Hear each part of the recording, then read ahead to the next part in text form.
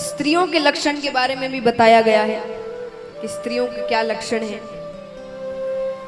खास करके उनके लिए जिन्होंने गृहस्थ जीवन ले लिया है या शादी कर ली है।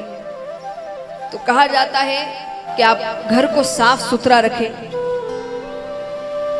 जो पवित्रता में भी बताया गया कि जितना साफ सुथरा होगा घर, उतने घर में लक्ष्मी आती है। गंदगी होगी तो दरिद्रता आएगी। फिर कहा गया कि आप हर वक्त मुस्कुराते हुए रहें।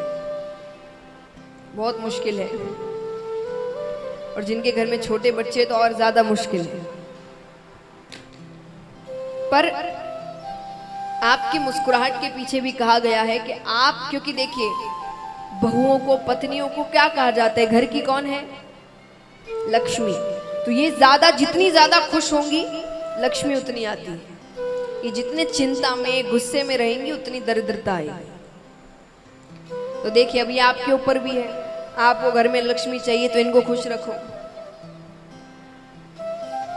क्योंकि देखिए हम सोचते हैं कि हम बाहर जाकर काम कर, तो हम एक काम करने वाले हैं। आपको तो फिर भी संडे के दिन छुट्टी मिल जाती है, पर जो घर में पत्नियां रहती हैं उनको संडे के दिन ओवर टाइम करना पड़ता है। लोग ज्यादा बढ़ जाते हैं घर में।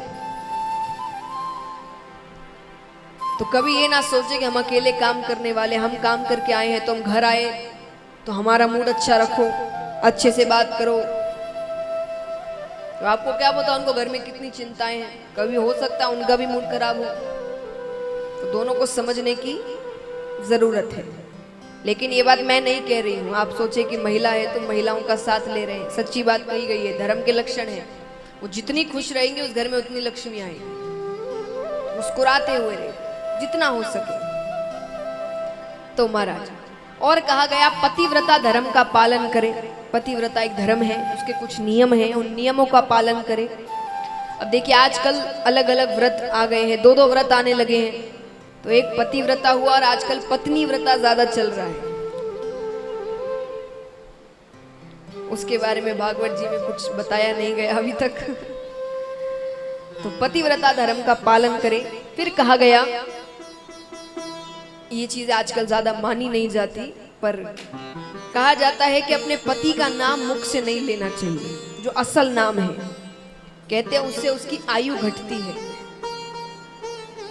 ये ऐसी कोई बात नहीं है कि उनको बड़े रूप दिया गया इसलिए नाम कहा गया, उनकी आयु घटती है उससे।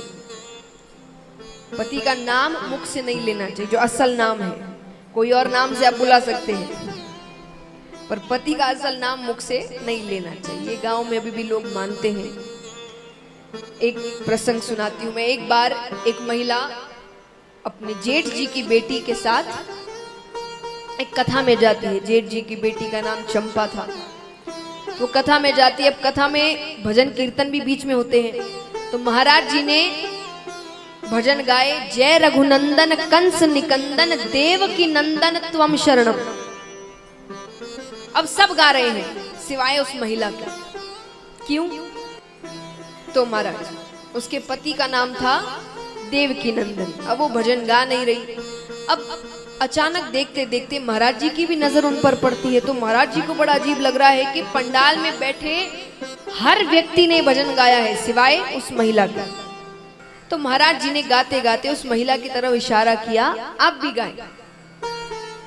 महिला को लगा तो महाराज जी ने भी मुझे देख लिया। तो फिर वो चंपा की तरफ देखती है और गाती है, जय रघुनंदन कंस निकंदन चंपा के चाचा त्वम शरण।